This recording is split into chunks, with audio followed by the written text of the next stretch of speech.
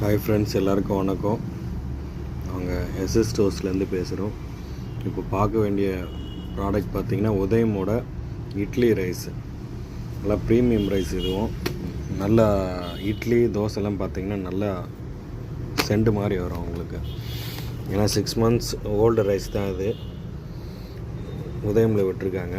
இதோட actual MRP rate பார்த்திங்கன்னா உங்களுக்கு நான் ஷோ பண்ணுறேன். 355 இதோட ஆக்சுவல் எம்ஆர்பி ரேட். ஆனால் எஸ்எஸ் ஸ்டோரோட ரேட் பார்த்திங்கன்னா 300க்கு தரேன். ப்ரீமியம் இட்லி ரைஸ் தான், குவாலிட்டி தான் இது.